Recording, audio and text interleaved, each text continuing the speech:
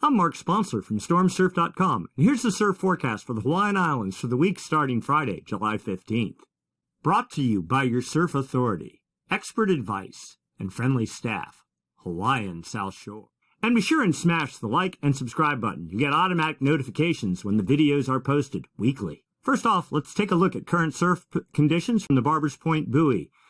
This is near Pearl Harbor. Primary swell is 1.5 feet at 14.6 seconds. That's from a previous gale under New Zealand. But of more importance is secondary swell starting to show already. 0.7 feet at 21.9 seconds. That is some long period energy, and more of that is expected over the coming days. You can see it right here. The long period energy starting to show, really even more than 22 seconds. Energy out to 25 seconds, even beyond, almost pushing 28 seconds. And then the previous swell fading with energy in the 14 to 15 second period range. So, swell is in the water, more coming. Let's get into the details. As usual, we're going to start by looking at jet stream level winds. These winds of about 30,000 feet help support the formation of gales, and when they form, help direct their track. We're looking to the future right now. What is the jet stream doing in the southern hemisphere? Well, not a whole lot. It's split. Northern branch up here, southern branch down here. That's Antarctica. All this is over Antarctic ice. What we want is a trough, the jet pushing to the north. It's doing it over here in the far southeast Pacific. That helps create a clockwise flow aloft and down at the ocean surface. That's the hallmark of low pressure in the southern hemisphere. Of course, low pressure, if it's strong enough, generates winds. Winds, if they're strong enough, get purchase on the ocean surface, generate seas. Seas, as they radiate away from the fetch area, get groomed and turn into swell. Swell and hit your beach turns into surf. All right, so we don't see anything supportive of gale development today on Friday. Saturday the 16th, same deal. The jet pushing way to the south, that's a ridge. It only supports high pressure. Same thing on Monday and Tuesday, and you kind of get where this is all going. Thursday, little bit of a trough, tries to organize on Friday, pushing north. Very pinched off here. That's Friday the 22nd of July.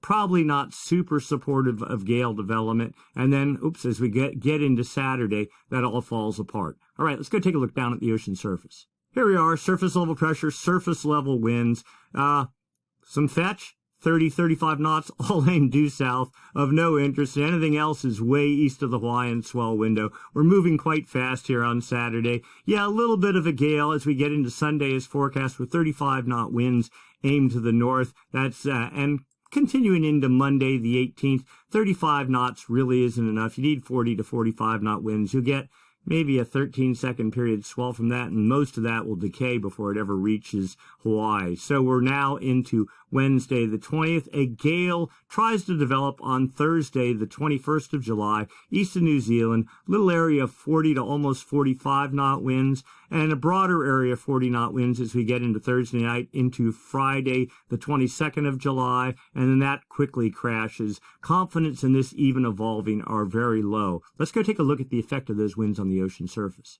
And this is looking forward from today. So here we are. No seas of interest. We're looking for anything like 28-foot seas. That would be this dark red color there. And we see nothing. We're into Tuesday the 19th, Wednesday the 20th. Then we get into Thursday the 21st. A tiny area of 28-foot seas right there develops east of New Zealand and builds some as we get into Friday the 22nd. Almost 30-foot seas there aimed north. But again, that's almost a week out. Confidence very low, and even that, it dissipates really quick, like in 24 hours. Now on to the main story, what everyone is interested in. A gale developed southeast of New Zealand. This is on Saturday, the 9th of July. We're just looking at these significant wave heights, and by Sunday morning, the 10th of July, 41-foot seas evolved with a broader area of 30-plus foot seas, and then up to 44-foot seas right there. Looking right there, it's the highest seas over this whole domain, and that was on Sunday morning, the 10th of July. Continuing into Sunday evening, still a broad area, 38-foot seas, or 39, even to 40-foot aimed north. Hawaii is around 155 west, 158. So right up here, look at the arrows, all aimed well to the north. The expectation is that solid swell is radiating north to the Hawaiian Islands. The question is, how big will that swell be? So now we're zooming in. This is at 06Z on Monday. That's effectively Sunday night, the 10th of July.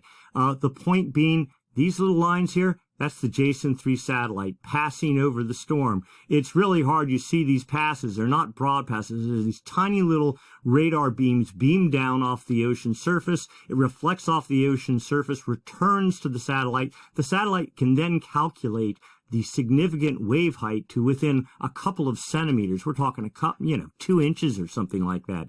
Anyway, the point being, sees when the satellite made the pass right here. They didn't go right over the prime core of the highest seas, just south of it. Seas were 39 feet, let's say. But you look at the colors here, and they all look gray. And down here at the bottom, here's the max average measurement. That's 15 readings. We just go through and parse the highest 15 readings, a rolling average, 48.9 feet, where the model said at best 41 feet, and the highest single reading in that string of 15 measurements was 55.8 feet.